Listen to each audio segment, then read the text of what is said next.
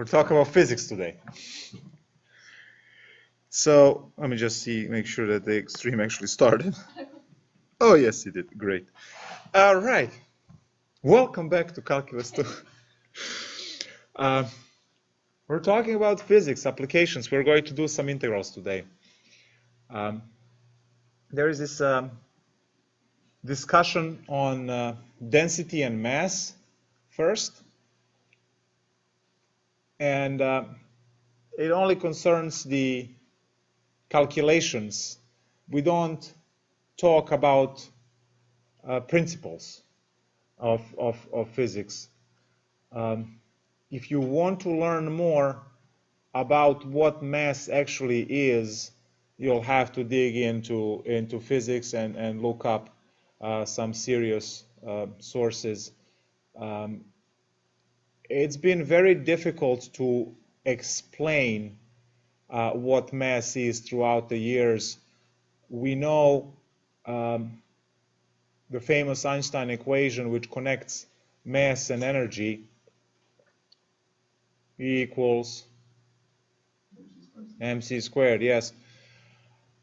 There is the connection between mass and energy, and it's showing relation between the two, not in a sense that you convert one into another. Most of the people would actually say that wrongly. You don't convert mass into energy. In some sense, mass is energy. If you take two objects that are atom by atom identical, and you have in one of them some kind of a spring under any kind of tension, whether it's compressed or stretched, that object will be so slightly heavier because it contains more energy, because springs, and we are going to do that today, actually would have the potential energy, and because of the equation, right? Well, not because of the equation. Equation is the way to explain it. Because of that relationship, there will be more mass. Now, that's extremely small quantity, but it's still more. All of these concepts are there, nuclear physics and so on. The easiest way to say it, to understand what mass is I like to say it's quantification of physical existence, because everything you touch, everything you see, whether you can lift it or not, has mass. It's independent of gravity. The weight is a force, which is mass times gravity. So your weight depends where you measure. If you're self-conscious about the weight, the best time and place to weigh yourself would be on the top of the Mount Everest, when the moon is directly above you. You will have less weight than if you measure at the sea level. That's not because you have to take your toes and fingers off because of the frostbite. It's because of the simple gravitational pull is less at the top of the mountain than at the sea level.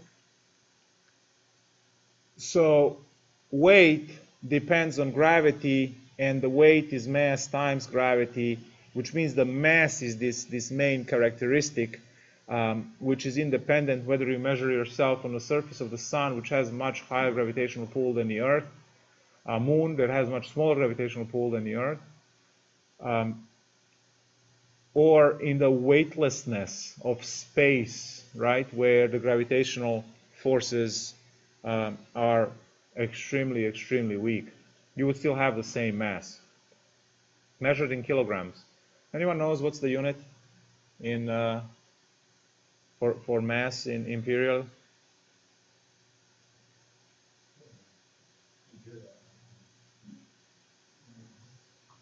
So you have the metric system, right?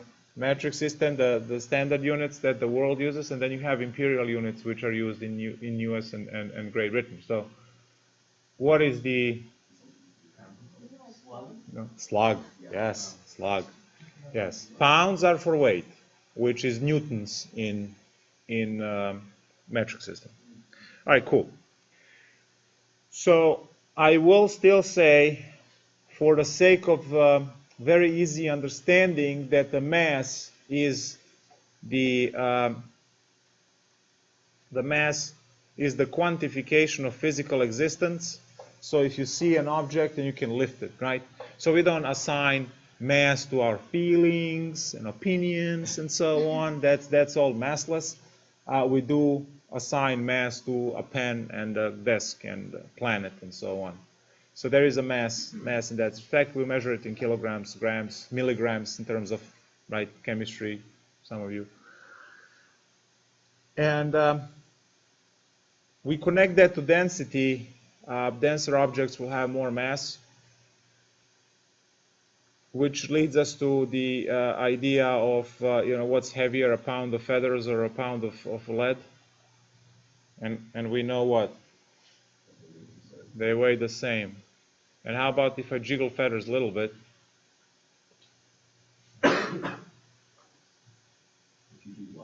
If I jiggle them, right, like this a little bit, and then they start like moving around. Feathers weigh more than, yes, why? No, because the kinetic energy, right? So once you introduce the motion, if they were both a pound starting off, identical mass, right, when you divide by gravity, and you just smack the feathers a little bit so they start flying around, then they have the kinetic energy equals mc squared. There you go, extra mass right there. It is unbelievably small addition. Very, very small, but still more. Okay, so let's talk about this. So we are going to talk about two equations here to start off. Also, I did not mention that all of the formulas from this section, since it's physics, will be provided on the exam, because it's, again, physics. But you need to know all of the formulas up to this point from the course. So 6 through 6.6, you better know all of the formulas. And then 6.7 will all be provided, and you will see that 6.6 and 6.8 is all that you know from your previous life. And then 6.10, again, new functions, so you'll learn that, which is hyperbolics. So we start that the mass is density times volume.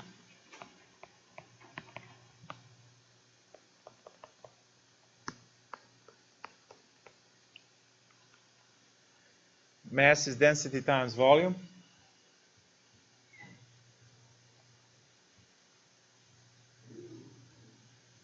And we know that you have the states of a matter. You have gas, you have liquid, you have plasma as well. So gas, liquid, and solid. And if you take the same volume, the gas would be the lightest, the liquid would be right in the middle, and the solid state would be heavy. And the reason is, again, density. It's how the atoms and molecules arrange inside of the material. If they have crystal-like structure, they're very structured in the proper geometrical shapes, it's a solid. If they move around, it's liquid. If they move around very fast, then it's gas. So we can measure the mass using the scale, obviously, and so on. So now, we are going to talk about the mass of the object that has uniform density, and you can always use this equation to figure out the mass of the object, because if you have uniform density, that means that the density doesn't vary, and you can simply multiply it. But as soon as things start changing, we have to involve calculus to measure. So if we have non-uniform density, we have to go and use the integral. So in that case, mass would be the integral of density. And we're going to upgrade this in, you will see, in Calculus 3, those of you who take it. Everyone should, but then. So in one dimension, if you have, let's say, a metal rod that it's very, very long, we're going to consider it as almost as one-dimensional. So you will take the integral of density function rho x in respect to the length, and you will have the calculation there. Now you will see that this concept will be repeated in Calculus 3, and it will be done for two-dimensional surfaces and three-dimensional objects by simply adding more integrals. So you will see something like this over general region, and then you will have your function in terms of x, y, and z here, and then you will have the, well, let's just say dv for the volume. So these integrals will be the same idea, except they're over either area or volume. This is a one-dimensional, right, dx, so it's only length, and we're computing the mass. So they only provide one example of this because it's just a very basic, calculate basic integral and you're done. And then they're moving immediately to the section on work. So let's take a look at, I guess, homework's done. The problem that it's done in a textbook you can read because you know all the letters. I will take one of these non-uniform. Let's see if there is anything spicy. Not too spicy, but this one is here. This one, number 16. So figure out the mass if the density function is given as a piecewise x squared and then x2 minus x. This one is on the interval 0 less equal than x less equal than 1, and this one is 1 less x less equal than 2.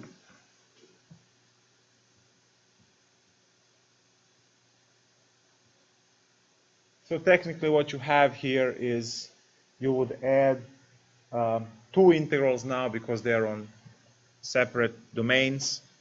We would have that the mass is equal to the integral from 0 to 1 of x squared dx plus integral 1 to 2 for x times 2 minus x dx. We solve these two and they will give us a number, whether it's kilograms or whatever. They don't give us the units, but it's going to be some units of mass. What's the integral of x squared? Very good. From 0 to 1 plus, and how do we integrate the second one? Yes, we first distribute and then integrate. So this is going to be 2x minus x squared. So what do I get? 2x squared, so it's going to be x squared minus x cubed over 3, and then from 1 to 2. Now we really are out of luck because look, you have positive x cubed over 3 and negative x cubed over 3. You can't cancel them because they're not on the same integral, right? Such is your luck. So don't buy your lottery tickets today, maybe tomorrow. Compute for 1, we get 1/3.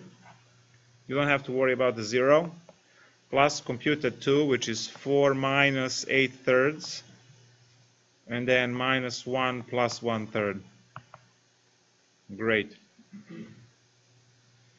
So 8, negative 6. Okay, so we have 4 minus 1 is 3, minus 6/3, which is 2. So the answer is 1. It's going to be kilograms or grams or something. And this is problem 16 for this type of.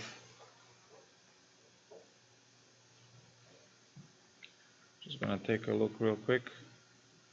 Stream health is orange. Yeah, I'm really worried about the whole cutting in and out, so we'll see how today's thing goes. If not, I'll have to upgrade this computer into something and try that, see how it goes. Maybe you'll be back. Like you don't even have to show up for exam. Like, why are you bothering coming in? No. That would be actually a serious downgrade. And And the thing I actually want to say, it's like we're live stream, we should be civil. So, so let's keep it cool and chill, as you would say. Awesome. Let's talk about work. To put all of the Apple debates behind us, because they don't work. Yes. In the book it says that mass of a one-dimensional object. One-dimensional object, which means it's a, as I said, very long, very thin rod. It would appear one-dimensional because its width is negligible in comparison to its length. So you can take that very long object and balance it on your finger, right? And if it's denser on this side, like this one is because of that, right? If I put it right in the middle, it will swing on that side.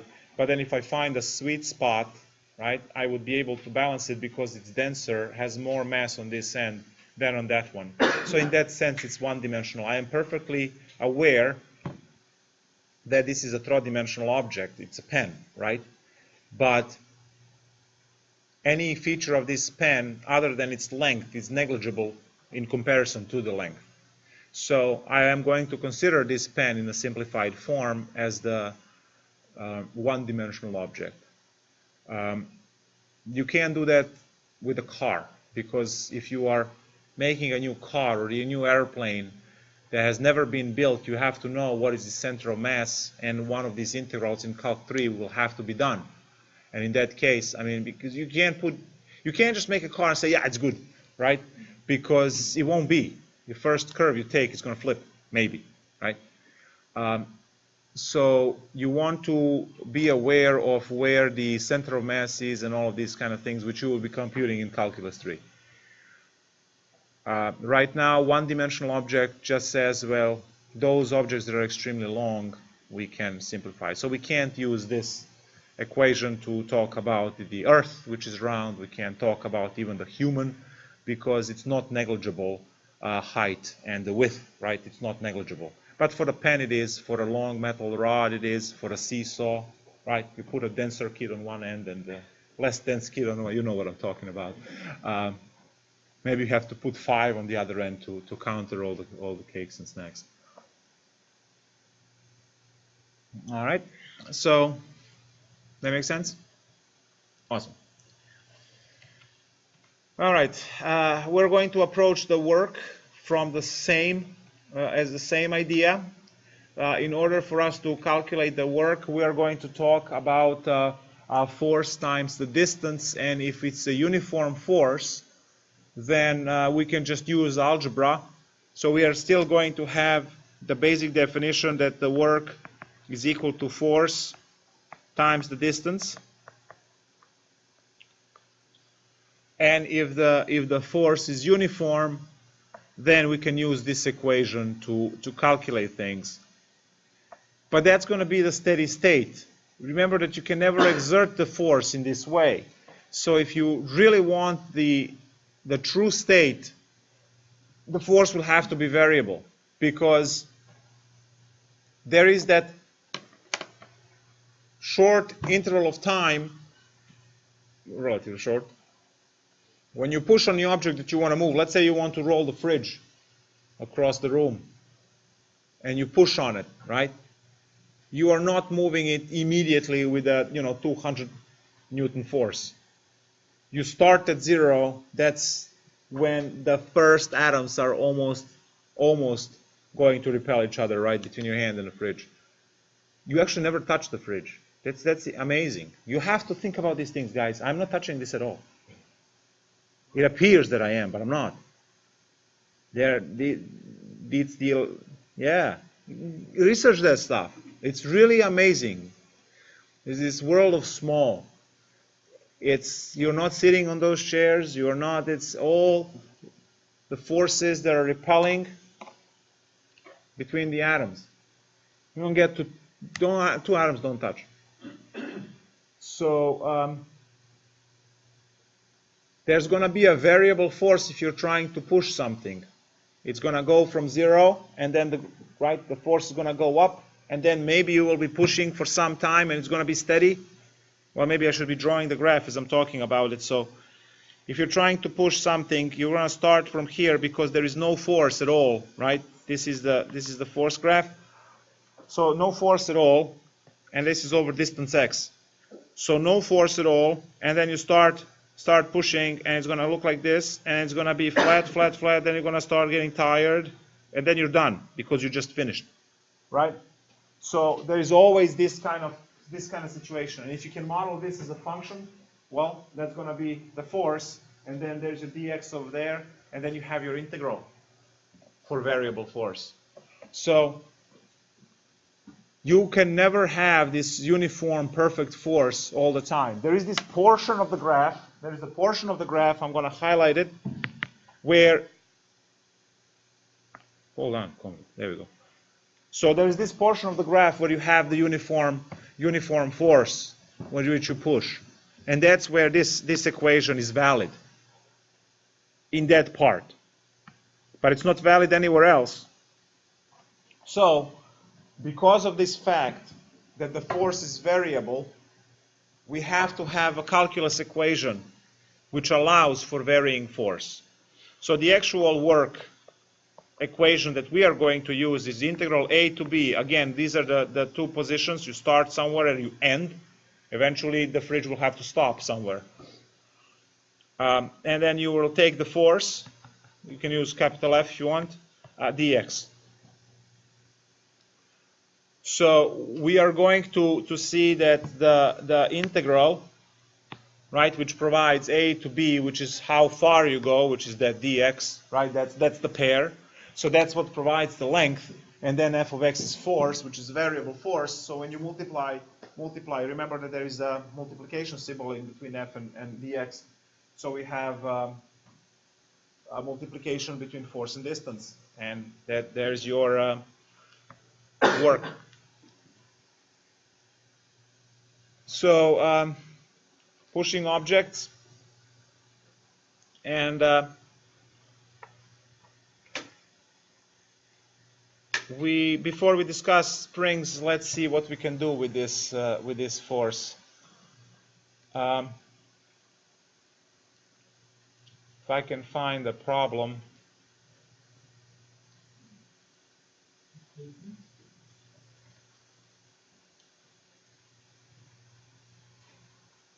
Beautiful. Problem 18. Thank you. So problem 18 says, how much work is required to move an object from x equals 1 to x equals 3? So what are these? Your limits, exactly. Measured in meters, if the presence of the force in newtons is given by, and then f of x is given as 2 over x squared. So maybe I should box the main formula so this way we know where it is. And let me just go find the old one. I will not be boxing your general physics. You guys know that at RV we have two physics, right? Two different levels. We have general physics, which is algebra based, and we have engineering physics, which is calculus based. So we are covering engineering physics with these integrals. All right, so now how's the x squared graph looks like? We just want to get the feel for it. We know it looks like this, and if it's going from 1 to 3, we see that the force is diminishing. Right? We are only looking at this part here, between 1 and 3. I like to refer to this as Superman getting tired, because he's supposed to be infinitely strong, right, at 0, and then just loses his strength. All right, so all we need to do is to say that the work is equal to integral 1 to 3. I'm going to say 2 times x to the minus 2 dx. That's quick. What's the integral of this? Very good.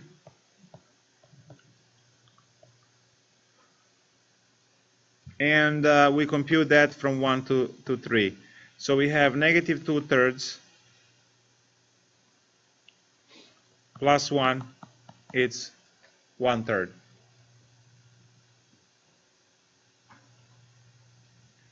Newton meters.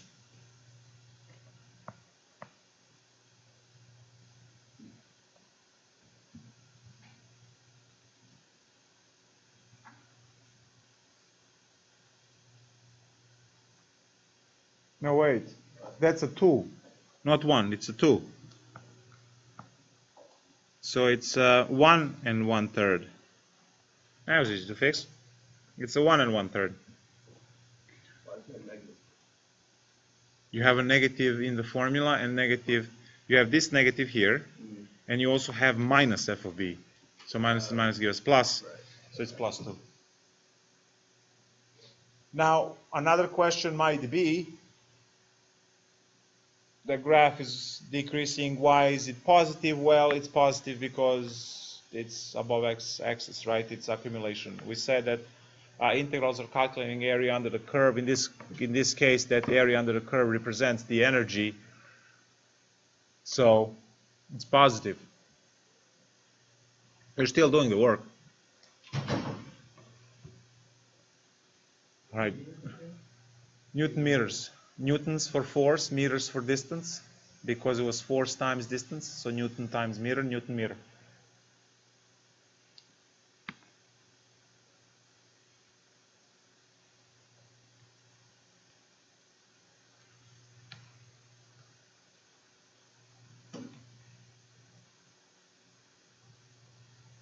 The next part that we would like to discuss is the spring.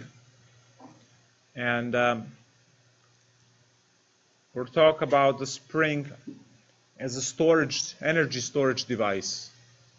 We probably didn't think about it in that way, but that's all it is.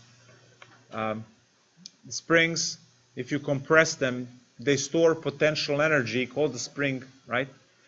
Potential energy. And the spring would always try to release that.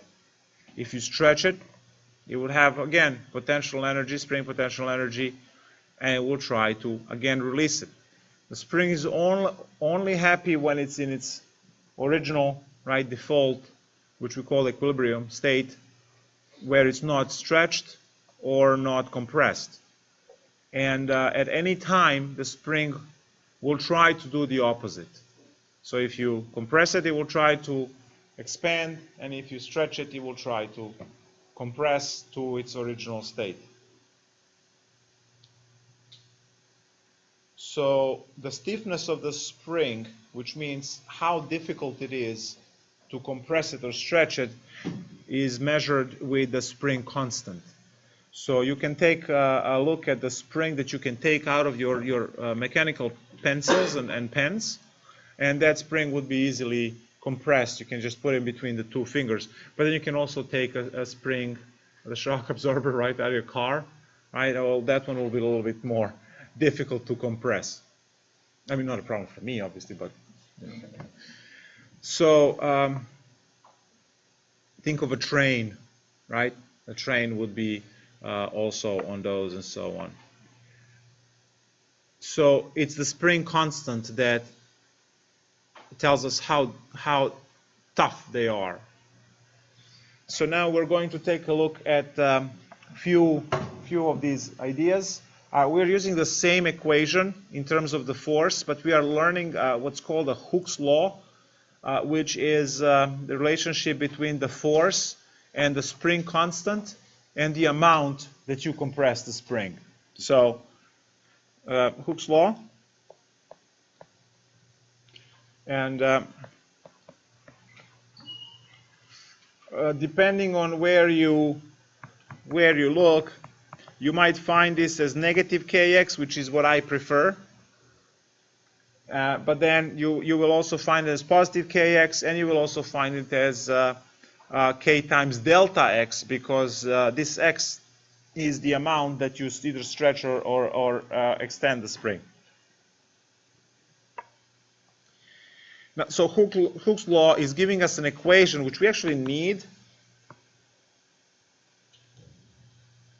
because that's going to be this part here, right? You have to have this, and for each spring it's going to be different. So that's why you will need that one.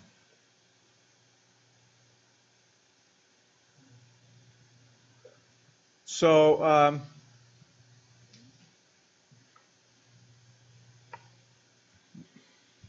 you know what? I'm going to drop the negative because I want to match what the book has, so you guys are not confused. In physics, what we do is we keep the negative signs if it's some kind of opposing situation. For instance, equation for parabolic motion, you keep the first term negative, so you have negative 1/2 gt squared, because you associate y going up, but the object is falling down and the gravity is pulling down. So that's why that term would be negative. As you throw something, you can see that you are throwing it up, which means that the second term would be positive, which is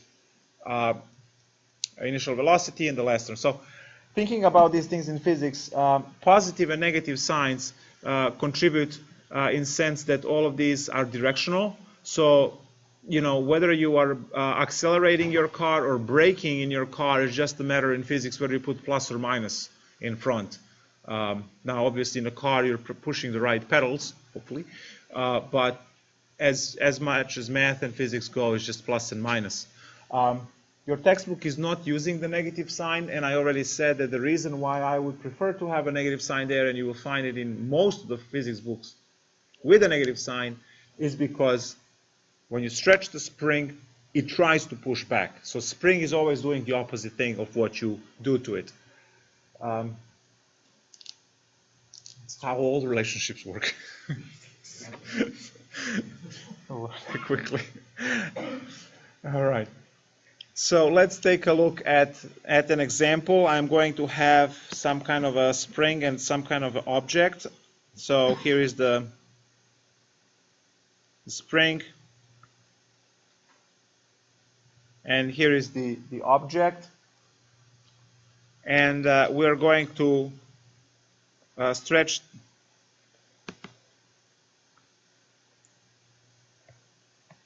this object from position x0, or actually x1, since they used 1 earlier, x1 to x2, in between which you have delta x, which actually refers to that one over there.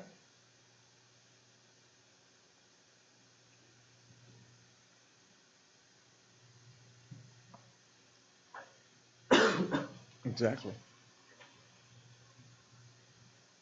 So if you say, so let's go and come up with some numbers.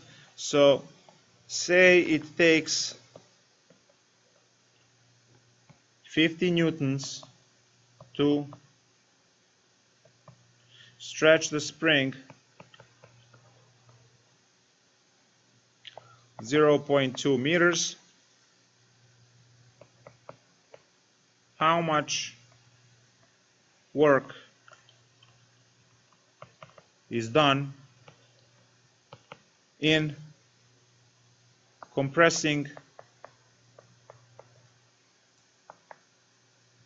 the spring it's a 1/2 meter from its equilibrium state. Oops.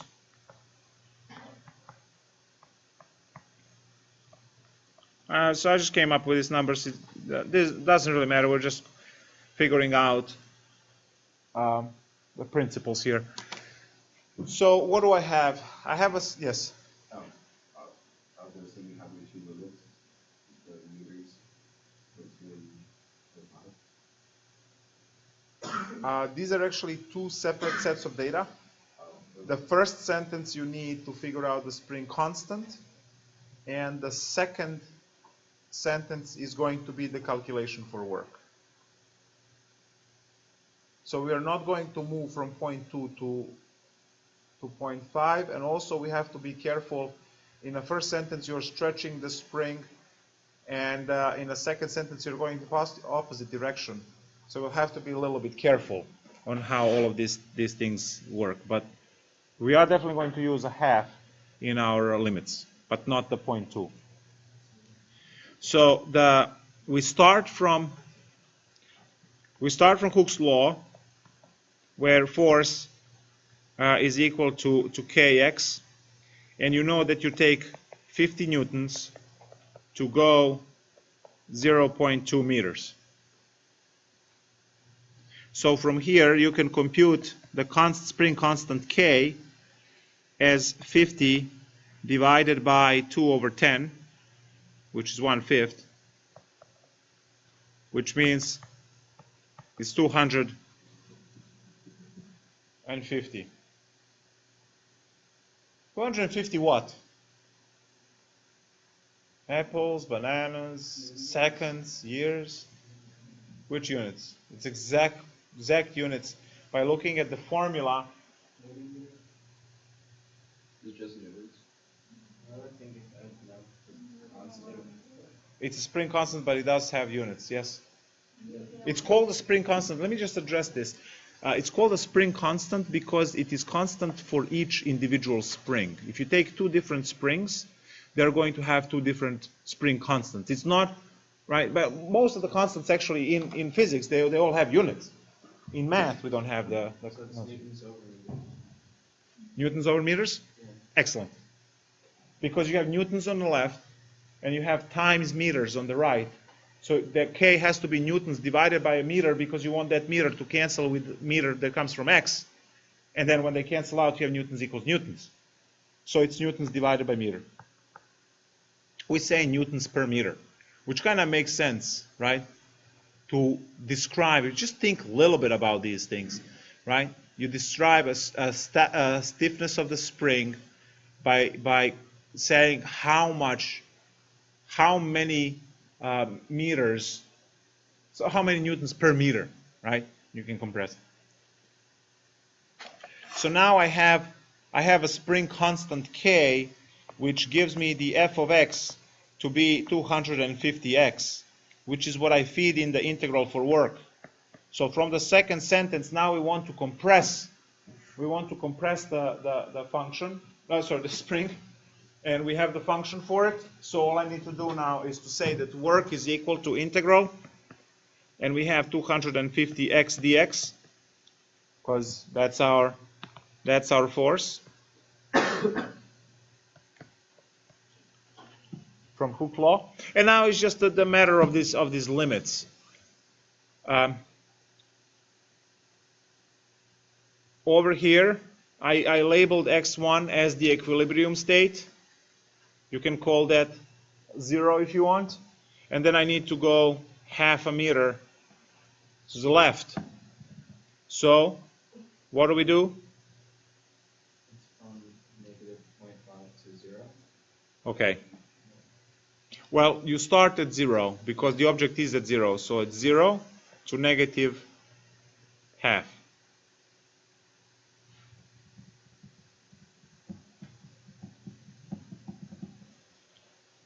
I thought that the lower limit was already defined. That's why, but it's not. We learned a theorem in Calculus 1 which shows that you can swap the limits and put the minus sign in front of the integral, right? Yeah. Okay, let's see what happens when we compute this. So what is the integral over here? Very good. It's 125x squared, and then we have 0 to -1/2. Again, all of this, guys, is for direction purposes. Oh, we didn't use the minus over there, so this is going to be negative. Whatever. Oh, no, it's actually, yeah. So we have 125 times -1/2 squared, which will be positive, minus 0, no one cares. So the square is going to kill it, 125 over 4. Newton meters.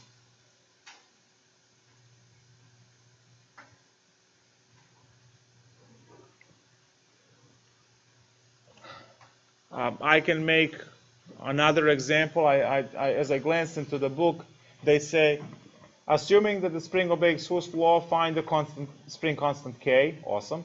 find how much work is needed to compress the spring half a meter from equilibrium position, how much work is needed to stretch the spring from, to 1/4 meter, and then how much additional work is required to stretch the spring 0.25 from 0.1. So this is just playing and changing the number in limits. As soon as you know the spring constant, you have the function, and then carefully read and plug numbers in the limits. How do you feel about getting the -1/2? The spring likes to start at 0, which is equilibrium position. If I push it to the left, which is compressing, as you can see the image over here, I push it to the left, but half a meter is to the left, so it's -1/2. And if I'm to stretch the spring, which means pull it to the right, it will be +1/2. So I'm going to put the 0 on the lower limit, because that's where the system starts. That's where the system begins. And then you will go half a meter one way or half a meter other way. Just put the plus or minus. Now you see that plus or minus doesn't actually impact anything in the calculation, because it's going to be squared. So it's going to end up being positive. I just didn't see the one out. It's right here. No, Oh, I didn't put the negative. Okay, fine. Sure, why not? in the problem it said it's on here. Yes, but I said compressing the spring, right? Mm-hmm. The difference between the dropping the object and throwing the object, right? See, just by listening, this is the part where you guys, you have to think about the words as you move along, especially in physics. I actually talked to a student on Saturday. Yeah, Saturday. The physics problem said clearly the object has been dropped from the 12-meter tall building, right? Okay, dropped. Can you get parabolic motion out of drop? Look. Oops, I dropped it, right? It's not I dropped it. That's not how you drop on it, right? You don't drop like that. So, otherwise you will be, you know, when there's a, I just imagine, because I don't know, but imagining the baseball, and the ball was dropped. Right? So, as soon as you hear the word drop, then you know it goes straight down, so you can just use the velocity equals velocity initial plus or minus gt to calculate stuff, rather than going with the parabolic motion equation. Parabolic equation is still going to work, because all you're going to have is the x squared term. But still, easier calculations and faster. So one word changes the entire concept of which equation is used. So the same here. If I say compress, right, I'm going to the left in this case because the spring is anchored here. And then it's negative. If I stretch it, it's going to go positive. So this one I say takes the stretch the spring 0.2, so it's a positive 0.2, and I fed positive 0.2 in the equation. Again, positive energy, right? You have to do work. So you're doing positive work, which is, right, you are supplying energy into the system. So you can call that positive. You're supplying energy into the system to compress the spring, and then the spring wants to expand back. You can think of that as negative energy, and they cancel at the end, and they have their. Yeah. Awesome. That's the springs. So do 5,000 examples of this, you'll be fine. Of course, you're going to take physics unless you already have and enjoy this anyway. So, except they're going to kind of tie 3 springs together and say, here, have fun with this. And then you will be sorry that you left Calc2.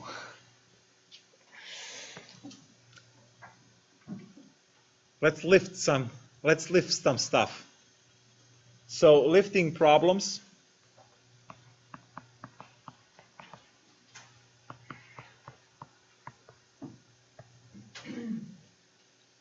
So obviously, if you want to pick up an object, not a problem. The work is going to be simply done through what we say potential energy. The higher you have to lift the object, the more energy you have to supply to the system. That should be common sense, I hope. So work, which is energy, right, is going to be mgh. mgh, where the mass is important because, right, you want to know heavy stuff you're lifting. And then gravity is the issue, right, because it's pulling down, preventing you from lifting stuff. And then you have the age, which is the height of how high the object needs to go. Now, if you go through the units and conversions and everything, you will still see that this is Newton meters, even though it doesn't appear that there is force in any way present. But if you think about it a little bit, you know that the force equals ma, right? So there is that a, which is acceleration, and then there's some stuff over there. So clearly, if this is ma, right, where g is the acceleration a, so there is your ma, which is force, and then h is the distance, right? It's the vertical distance, but it's still a distance. So you still have force times the distance in this case. It's just disguised a little bit differently. So you have the work is equal to mgh, and if you need to pick up anything from the floor, which you actually can pick up, right, and hold away from the floor, that's the equation. But imagine picking up a chain, right? Let's say that it's a very long chain, and it's a little bit on the heavier side. And you pick up the first, let's say the only 3 links. That's how heavy the chain is. Only 3 links would fit in your hand. And you start lifting it. Is it going to be okay to use this equation? And the answer is no. Why? As you pull up more, the mass is changing. Very good. You see, as the chain is coiled on the ground, you will pick up some of the chain, and that's not going to be as massive. Maybe you pick up and extend, I don't know, 10 links.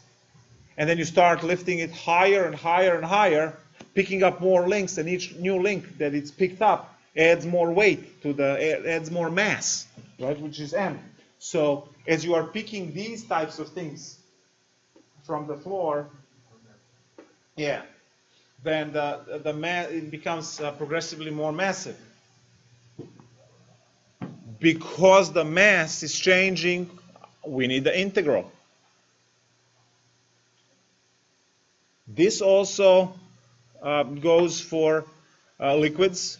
If you want to pump the liquid out of some kind of reservoir, it's going to be the same. It's going to be the same idea. So we'll have to think about these lifting problems a little bit. And you can find a lot of really catastrophic failure videos of cranes trying to pick up stuff when engineers didn't compute or operators didn't think about stuff properly, and they start lifting things and then start flipping cranes and those machines because stuff like this didn't work out. So civil engineers, right, stop making those YouTube videos and pay attention in Calc2 and physics later on. So maybe the easier problem would be to first think of the problem with the chain, and then we're going to jump into liquid. So the book kind of skips over these easier problems with lifting chains and goes directly into liquids. But let's talk about a chain just for a second. So the mass, we can think of the mass per link, right? And the number of links obviously depends on the length of the chain. So if you say that each link is, I don't know, 5 5 grams, 5 kilograms. No, not good. I don't know. Take like, let's say 100 grams each link.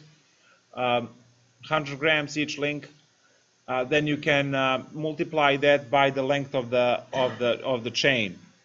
So thinking about the work being done, it's going to be integral a. Well, let's use c and d now because height is actually, I'm going to actually say over here height equals y because we are going in a y direction now. The height is this way. That's where you are lifting, right? Lifting up.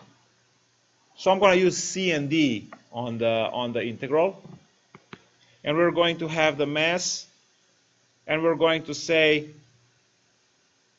the length of the chain minus the y, and then dy. And I forgot the g. Great. I'll put g outside. It's a constant. So thinking about this, your mass, well, you can pick mass outside as well because per link.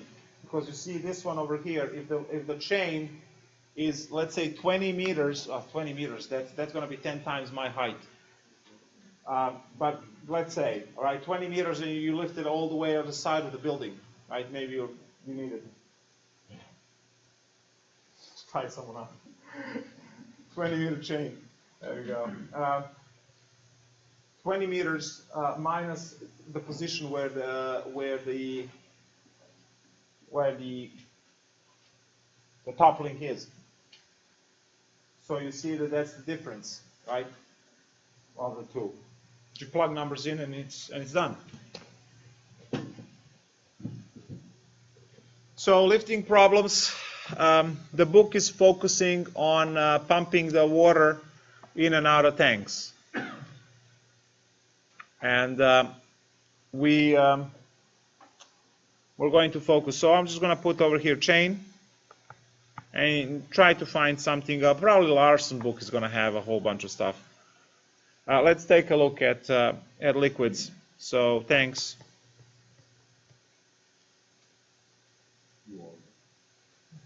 There's no age. Pay attention.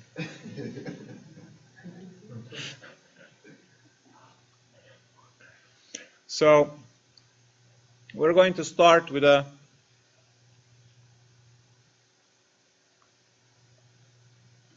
tank that it's, let's say, buried in the ground. There's a hole on the bottom of this tank. This tank will, let's say, hold water inside. And what we are going to do is we're going to have a nozzle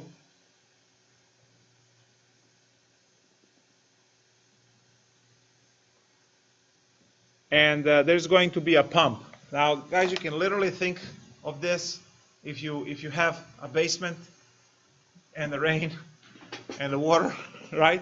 You put a pump, and those pumps have a quarter horsepower, half a horsepower, 1/3 of a horsepower. They all cost different amount of money. Which one should you buy? But then the actual applications of these are vast in the industry, in setting up factories and setting up all these things, and then gas stations and so on. They all have underground tanks. So you want to pump the water out. And thinking about this, if I say that this is the water level here, without doing any work, how far up the other tube the water is going to go? The same height. Does anyone know how's that principle called? All right, research it. Starts with an A. So yeah, the water is going to go up there and then stop. So there's no way that you can pump this out unless you put some kind of a device to pump all the way up. Now you're going to have a dimension. You're going to have dimensions of this at all times, because you know what kind of tank you have and how it's oriented and how deep it is and all of that kind of stuff. You know how tall the nozzle is and all these. So you have all of the dimensions, and you also need to know what type of a liquid is inside, because it's going to play a role in the calculation. There's going to be that rho, which is a density. It's not the same to pump the water and blood, because blood is much denser and sticky. So you have to worry about that as well. So viscosity is important, but we disguise that in our rho density. So for water, it's going to be 1 gram per centimeter cubed, or 1,000 kilograms per meter cubed. But you know what? For our purposes, you can just leave it as rho. That's what it is. Was the term used for it with the atmospheric pressure? I'm sorry? Is that atmospheric pressure what you're talking about? The A word? No. It's not. You will find it. That one? Okay, you'll find it. Gotta leave something for you to research. There, the phone. Look at that. Yes. All right. So let's see. I want to pump the water out, or maybe it's gasoline, or maybe it's blood. I don't know how much blood you would need for this, but it's a considerable amount.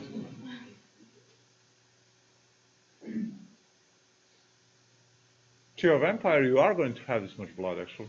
I think better. In the reserves, underground somewhere. Away from the sun.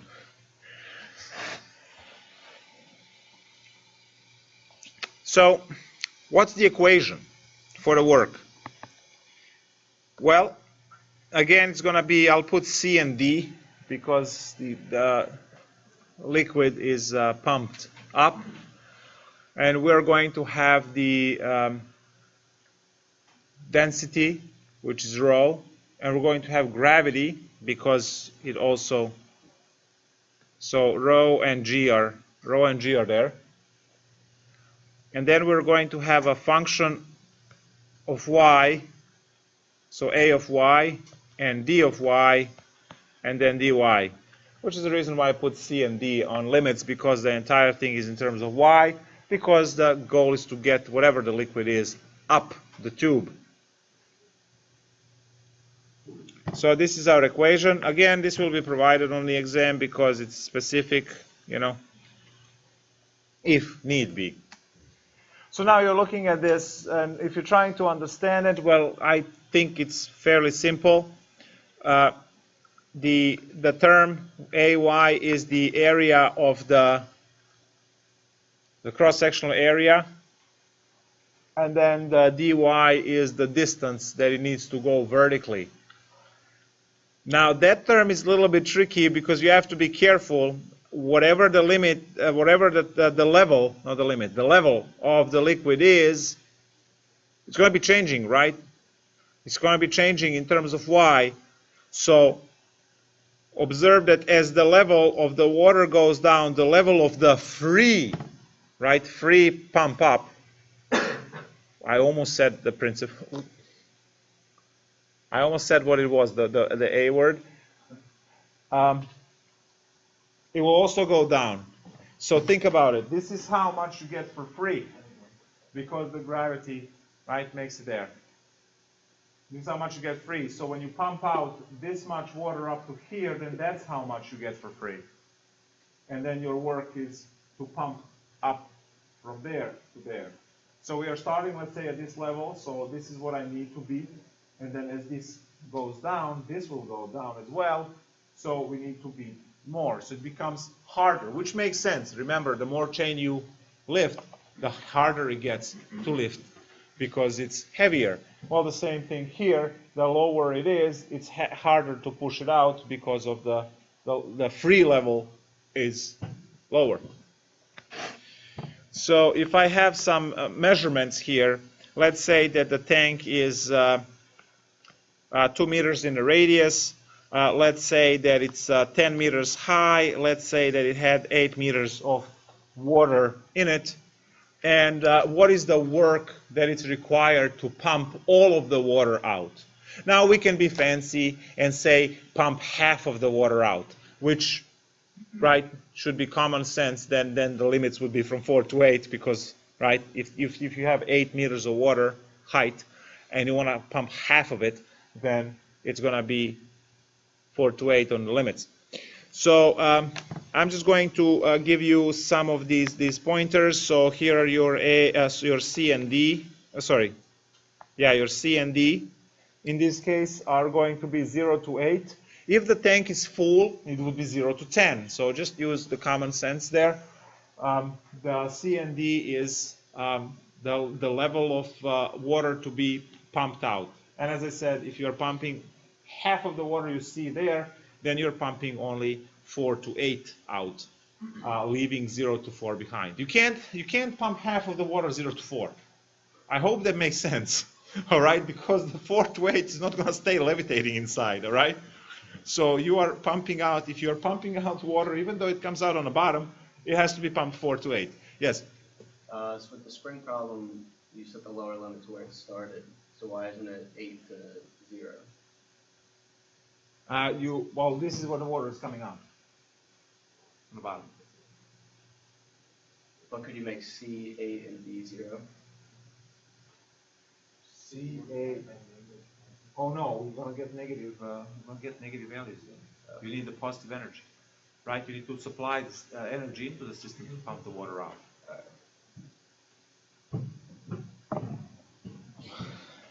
It's work. I'm getting paid for it, so. Make sense? Yeah. Any shorter starts at 4 to 8? Yeah.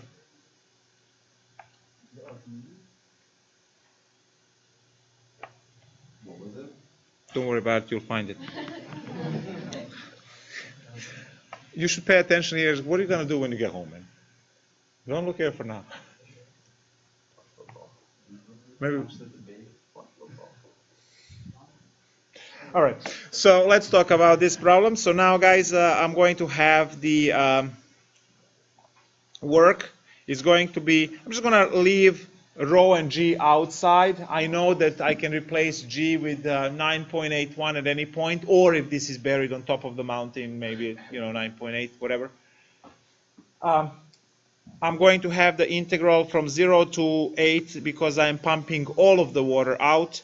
I'm going to have the area of the water. Well, it's uniform, so it doesn't actually change as a function of y. So it's just going to be boring 2 squared pi. And this guy over here is the distance, and it's going to be the same thing as I said for the chain. Oh, I forgot to tell you the height of the nozzle. Let's go with 15, 16 meters, fine, from the bottom. 20, what do you want? 20 it is, 20 meters tall from the bottom of the tank. So I would have 20 minus y dy.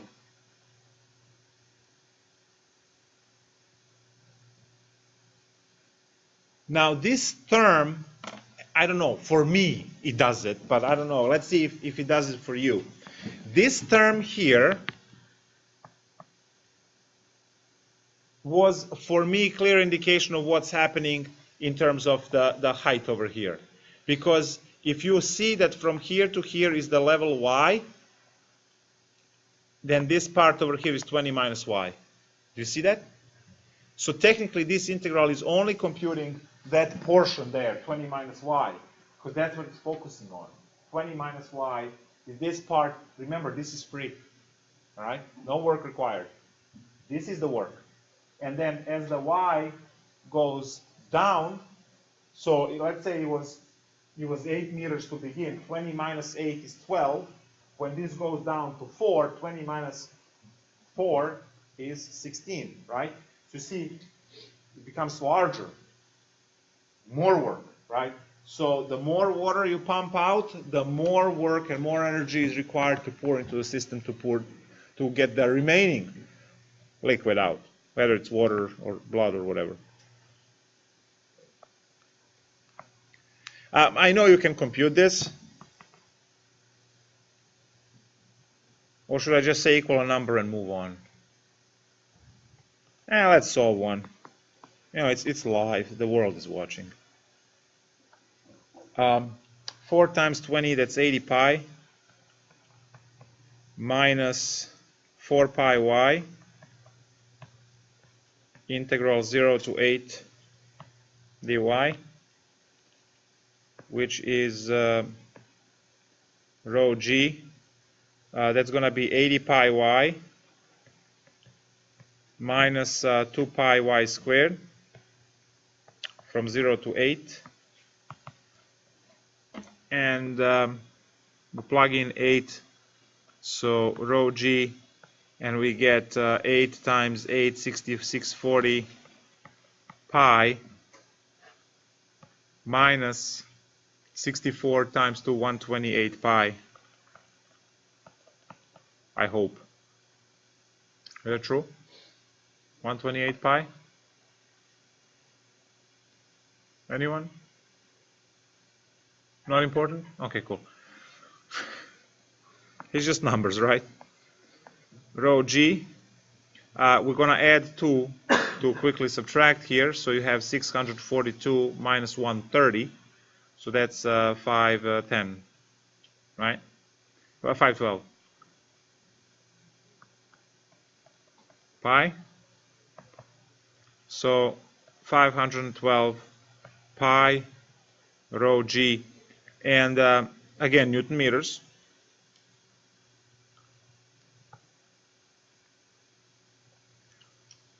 And then again, if it's water, rho is 1, and or 1,000, depending which units you use.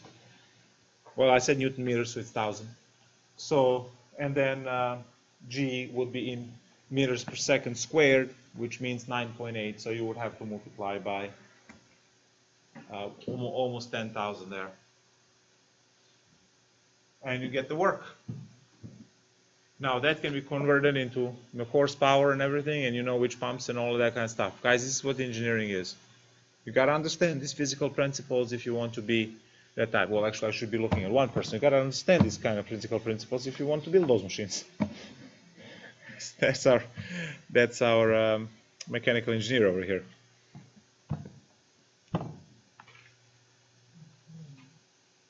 Yeah, I know. Computer science, just don't worry about it.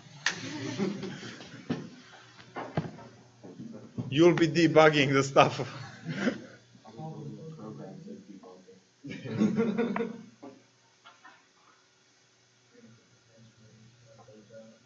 Oh, you mean the app, right? The app. The whole point of computer science is to get rid of itself. Yeah. You write the software that will write itself. Yeah. This is one of the interesting, I don't know if you guys know, but Mathematica is a programming language. And most of the Mathematica is written in Mathematica, which is really interesting.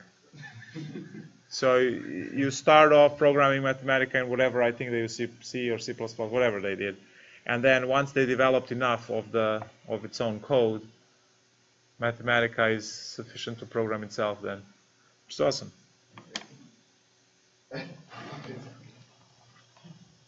That's how you advance. Yes. Well, now it's called Google, but eventually,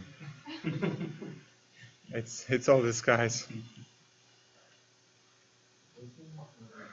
Now let's see some of the more interesting shapes. You will have all kinds of interesting shapes to worry about. Let's think about the tank in a different way.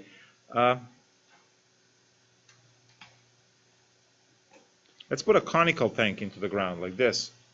Open it up right here. Get the nozzle out to the height. Why would you want to have a tank like this?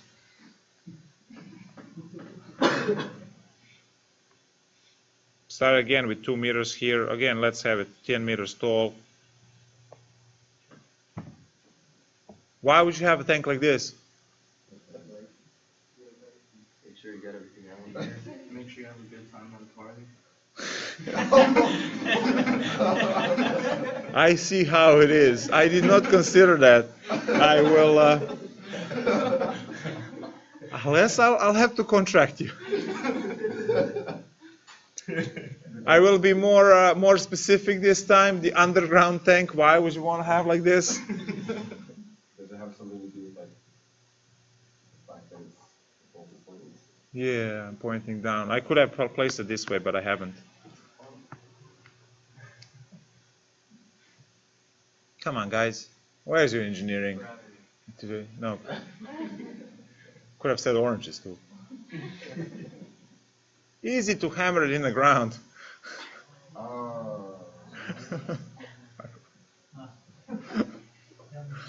Yeah, I know. I can just sit on it until it goes in. Right? It's awesome. Oh, the nozzle. Let's go with 20 meters again. You know, I'm very, very creative with these units. Now, here is our height. We want to make it full of water. Or no, let's put it on 8 meters again because we want to compare it to the other one. So also right there. Right. So that's up to the free level by the principle.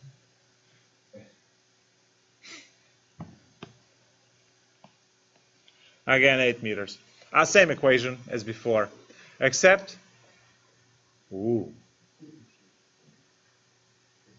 what's happening here? You remember this part of the formula? Yeah, it gets to be smaller, right? As the level diminishes, as we start pumping the liquid out, the level is going to go down, and as it starts going down, it starts losing the area. Area is smaller and smaller and smaller and smaller. So now that a of y term has to be in terms of the y, has to be in terms of a function. And that y is clearly the height of the water. So now we have to figure out how to deal with that term. Everything else from the previous integral gets to be cut and paste. Everything, because I kept the same numbers. We just have to worry about this ay part. So I'm going to talk about the ay. So we are looking at the ay, which is the circle here. We look at it sideways, right? Look at it sideways. And we say this is going to be that water level y, and this is going to be the radius r. And clearly, as the y diminishes, the radius changes. So radius is actually in terms of y. Does anyone see a relationship that we could possibly write in order to, yes? We're talking about for the other side. Well, I'm talking about trying to figure out the relationship of r and y in any way from whatever picture so that we can... So the area is equal to delta r times y. What's the area for the circle? Pi r squared. Okay, so it has to be pi r in terms of y squared. Awesome. Is there any way that I can write this r in terms of y? Wait, are you talking about the area of that shape? The triangle that you Area is right here. Oh. And that area is going to keep dropping down and get smaller and smaller and smaller with each iteration. Use the Pythagorean. I think you used this in your Calculus 1. If you remember the problem, the related rates problem, and there was a...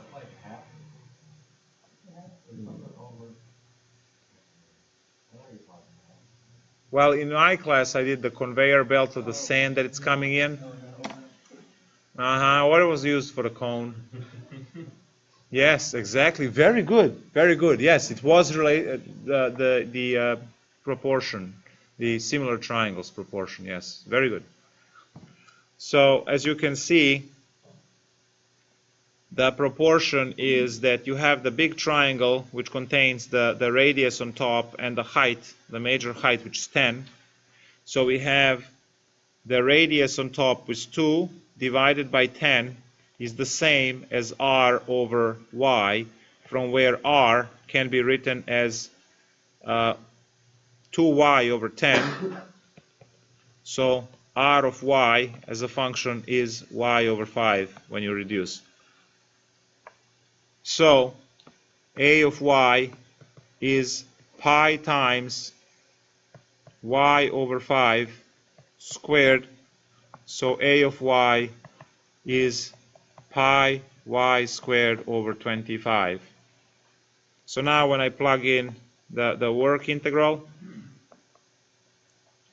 we are going to have again rho g, that's the density and gravity, and then we're going to have from 0 to 8, we're pumping that out, and then instead of having the uniform like last time, now we have pi y squared over 25, and we still have the same piece of 20 minus y and then dy. So as you can see, calculations to do this integral is a joke. This is nothing special. You distribute, right? You can kick all the constants out, the pi over 25, kick that out, and you just distribute y squared. It's insanely easy to compute this integral. What you're learning in Calc2 now is how to set it up, right? So you're learning how to set this integral up. This is application problem, so that you can survive your physics later. So we are going to go with the pi rho g everything over 25, and then we have integral 0 to 8, and I have 20y squared minus y cubed all dy, pi rho g over 25, and then we have 20y cubed over 3 minus y to the 4 over 4, computed from 0 to 8. We don't have to worry about 0. So pi rho g over 25 is, you plug in 8. All right, so let's do some smart computing. 20 times 8 cubed over 3 minus 8 to the 4 over 4. We need a common denominator, which is 12, so I'm multiplying here by 4, and I'm multiplying here by 3. Can I make another 8 there? I think I can. Pi rho g over 25, it's going to be over 12. Now, what do I need? I need to steal 2 of here, right? Yes, so that's going to be 10 times 8 to the 4th minus 3 times 8 to the 4th. That amounts to 7 times 8 to the 4th, and there you go. So 7 times 8 to the 4th times pi times rho times g divided by 25 times 12.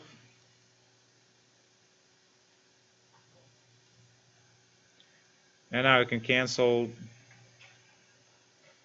4 and there and get the 3. It's equal number. Newton meters.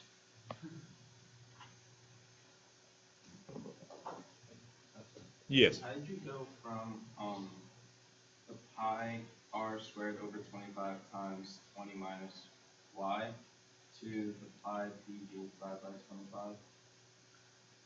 The top part of the equation. Over here?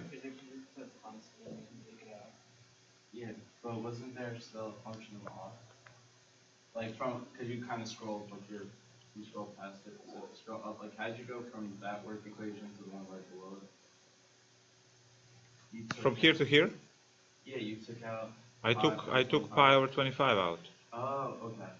And then y times 20 is 20. So I didn't see that part. My bad. So, why did you not do it in the problem before? You just didn't feel like it. What do you mean? Didn't Like do? you had the 4 pi times 20 minus y. In Oh, the yeah. previous problem. I You could could've have. pulled that out. Yeah, yeah. Okay. Yes, 4 pi goes out. Sure. Okay. Sure.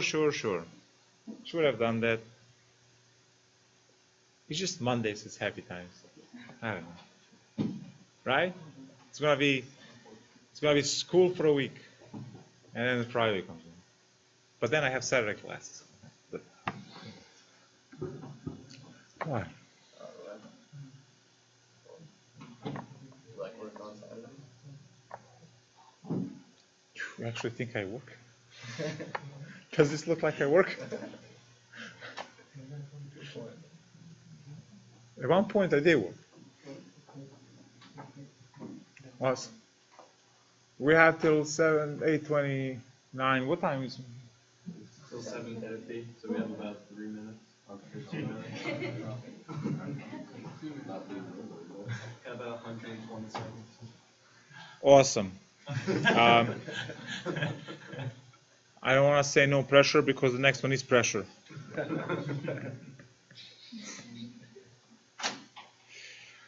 So the last part is pressure, and it looks like we'll be dealing with that next class.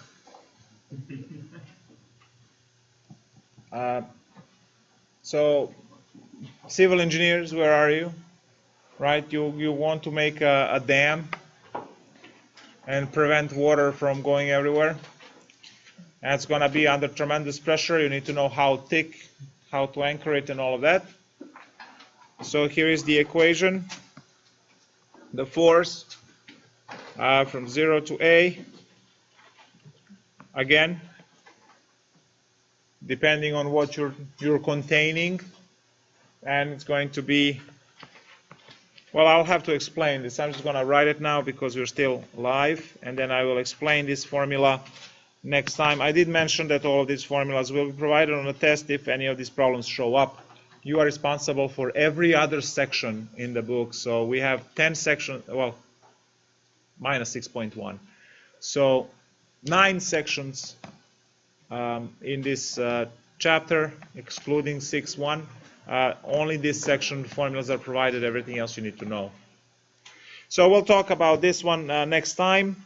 And for next class, we'll do 6.8, which is the review of logs and exponentials, which is the review from what you guys did before. And we're going to introduce some interesting calculus formulations for those. And then 6.9 is the word problems from Precalc 1 with added calculus on top of everything. So I will see you in 2 days, the other room. Enjoy your 2 days of homework. At least 5, unless you want to impress me, in which case you will do 8. Well, every lab is 5, so.